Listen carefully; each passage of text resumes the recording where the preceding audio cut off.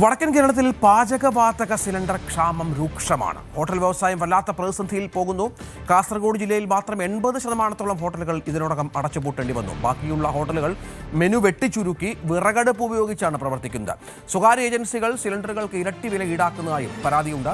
ഹോട്ടലുകൾക്ക് പൂട്ടുവീഴുന്നതോടെ ഇവരെ ആശ്രയിച്ച് കഴിയുന്ന മത്സ്യ, പച്ചക്കറി, പലവ്യഞ്ജന കച്ചവട സ്ഥാപനങ്ങൾ ആശങ്കയിലാണ്. കാസർഗോഡ് ജില്ലയിലെ ഗ്രാമ നഗര വ്യത്യാസമില്ലാതെയാണ് ഹോട്ടലുകൾ വലിയ പ്രതിസന്ധിയിലായിരിക്കുന്നത്. ഇപ്പോൾ നമ്മളുള്ളത് പുല്ലൂർ പെരിയ പഞ്ചായത്തിലെ പെരിയയിലെ വഴിയോരം, അതായത് TTPCയുടെ കീഴിലുള്ള വഴിയോരം എന്ന ആ റെസ്റ്റോറൻറ്റിലാണ്. നമുക്ക് ഇവിടെയുള്ള ആളുകളോട് തന്നെ, ഇതിൻ്റെ നടത്തിപ്പുകാരോട് തന്നെ നമുക്ക് ചോദിക്കാം എന്താണ് നിലവിലെ ഒരു സാഹചര്യമെന്ന്.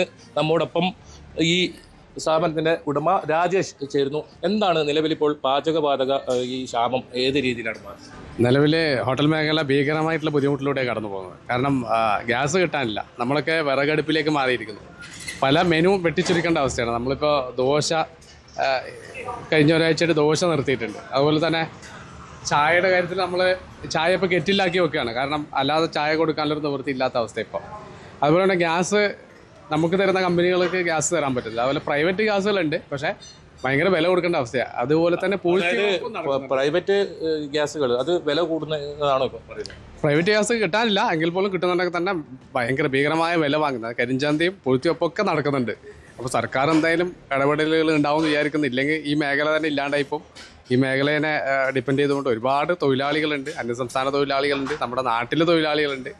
അതുപോലെ നമ്മളെ ഡിപ്പെൻഡ് ചെയ്തിട്ട് മത്സ്യമേഖല, അതുപോലെ പല നമ്മൾ ഡിപ്പെൻഡ് ചെയ്യുന്ന കൺസ്യൂം ചെയ്യുന്ന പല പ്രോഡക്റ്റും വിൽക്കുന്ന ഒരുപാട് ആളുകൾ നമ്മളെ ഡിപ്പെൻഡ് ചെയ്യുന്നുണ്ട്. അതുപോലെ പൊതുജനങ്ങൾക്ക് പുറത്തിറങ്ങണമെങ്കിൽ ഫുഡ് കിട്ടണമെങ്കിൽ ഹോട്ടൽ മേഖലയിലേക്ക് പിന്നെ ആളുകൾക്ക് പുറത്തിറങ്ങാൻ പറ്റാത്ത ഹർത്താലിന് സമമായിട്ടുള്ളൊരു അന്തരീക്ഷമാണ് ഇനി വരാൻ പോകുന്നത്. അപ്പോൾ തീർച്ചയായിട്ടും എന്തെങ്കിലുമൊക്കെ ചെയ്തേ പറ്റുള്ളൂ. അതല്ലെങ്കിൽ നമ്മളിപ്പോൾ വിറകടുപ്പിലേക്ക് മാറിയിരിക്കുകയാണ് നമ്മുടെ കുക്കിംഗ് ഒക്കെ ഒരു പരിധി വരെ. തീർച്ചയായും ഈ വിറകടുപ്പ് അത് ചോദിക്കുന്നത് ഈ നഗര പ്രദേശങ്ങളിൽ പല ഹോട്ടലുകൾ ഇപ്പോൾ അടച്ചുപൂട്ടുന്നു. അതുപോലെ ഗ്രാമപ്രദേശങ്ങളിൽ ഇപ്പോൾ ഒരു സാഹചര്യം എന്താണ്? നമ്മളിപ്പോൾ കിഴക്കൻ മലയോര മേഖലയിലെ പല ഹോട്ടലും പൂട്ടി. അതിപ്പോൾ ഒരു 30% ഹോട്ടൽ മാത്രമേ ഇപ്പോൾ കാസർഗോഡ് ജില്ലയിൽ പ്രവർത്തിക്കുന്നുള്ളൂ. പ്രത്യേകിച്ച് നോമ്പ് കാലമായതുകൊണ്ട് രാത്രി തുറക്കുന്ന ഹോട്ടലുണ്ട്, അതും ഇപ്പോൾ നിലവിൽ നിർത്തിവെച്ച അവസ്ഥയാണ്.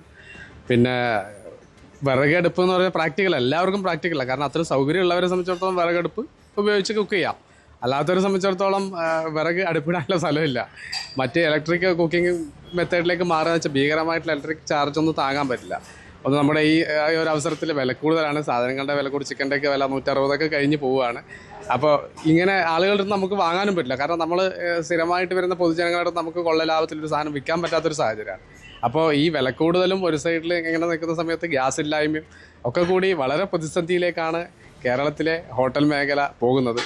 നമ്മുടെ KHRAയുടെ ഭാഗമായിട്ട് പല രീതിയിൽ സംസാരിച്ചിട്ടുണ്ട് നമ്മുടെ ഗവൺമെൻറ് മന്ത്രിമാരോട്. പറയുമ്പോൾ ഹോട്ടൽ വ്യവസായത്തിനെ അനുബന്ധിച്ച് ഇപ്പോൾ അതുപോലെ പച്ചക്കറി, അതുപോലെ ഇതര സംസ്ഥാനത്ത് ഒരുപാട് ആൾക്കാർ ഹോട്ടലിനെ ആശ്രയിക്കുന്നു. എന്താണ് ഇവരുടെയൊക്കെ അവസ്ഥ? ഇങ്ങനെ അതായത് ഇവിടുത്തെ ഈ പ്രതിസന്ധി ഉണ്ടാവുകയാണെങ്കിൽ ഇവരുടെ നാട്ടിലേക്ക് പലായനം ചെയ്യാനുള്ള സാധ്യതയുണ്ട്. നമുക്ക് പിന്നീട് തൊഴിലാളികളെ ഏതെങ്കിലും ഒരു കാലത്ത് ഇത് റെഡിയാവുന്ന സമയത്ത് തൊഴിലാളികളെ കിട്ടാത്ത അവസ്ഥയുണ്ട്.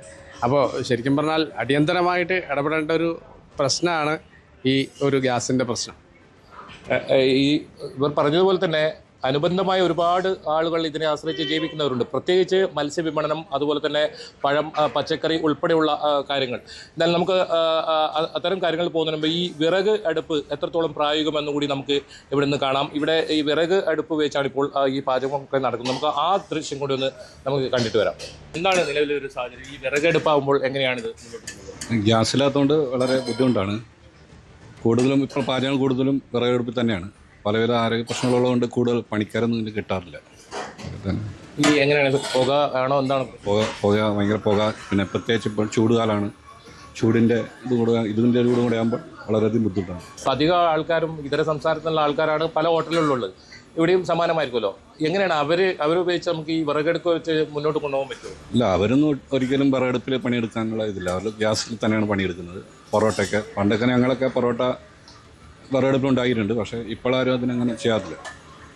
എന്തായാലും ഹോട്ടൽ ആൻഡ് റെസ്റ്റോറൻറ്റ് അസോസിയേഷൻ പ്രധാനമായും പറയുന്നത് ഈ പൂഴ്ത്തിവെപ്പ് അത് ആരംഭിച്ചിട്ടുണ്ട്. അത് പ്രത്യേകിച്ച് സ്വകാര്യ ഏജൻസിക്കെതിരെയാണ് ഇത്തരത്തിലുള്ള ആരോപണം ഉന്നയിക്കുന്നത്. ഇരട്ടി വില കൊടുക്കേണ്ട ഒരു സാഹചര്യം എന്നാണ് അവർ ആരോപിക്കുന്നത്. അതിൽ പരാതിയുമായി അല്ലെങ്കിൽ അതിന് നടപടിയെടുക്കണമെന്ന് ആവശ്യപ്പെട്ട് സർക്കാരിലേക്ക് സമീപിക്കാൻ ഹോട്ടൽ ആൻഡ് റെസ്റ്റോറൻറ്റ് അസോസിയേഷൻ തീരുമാനിച്ചിട്ടുണ്ട്. ഏതായാലും കാസർഗോഡ് ജില്ലയിലെ മലയോര മേഖലകളിലെ പല ഹോട്ടലുകളും ഇപ്പോൾ അടച്ചുപൂട്ടിയിരിക്കുന്നു. നഗരപ്രദേശങ്ങളിലാകട്ടെ ഊണ് കിട്ടാത്ത ഒരു സാഹചര്യമുണ്ട്.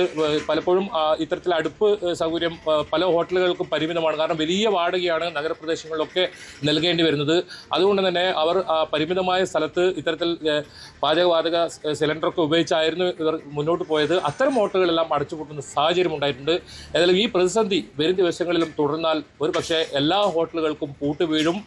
ഒരു പക്ഷേ 2019 കോവിഡിന് ശേഷം മെല്ലെ ഒന്ന് ഉണർന്നു വന്ന ഒരു വ്യവസായം അത് വീണ്ടും ഈ ഒരു കാരണത്താൽ താഴോട്ട് പോകുന്ന സാഹചര്യം ഉണ്ടാവും എന്ന് തന്നെയാണ് ഈ ഹോട്ടൽ ഉടമകളും വ്യക്തമാക്കുന്നത്.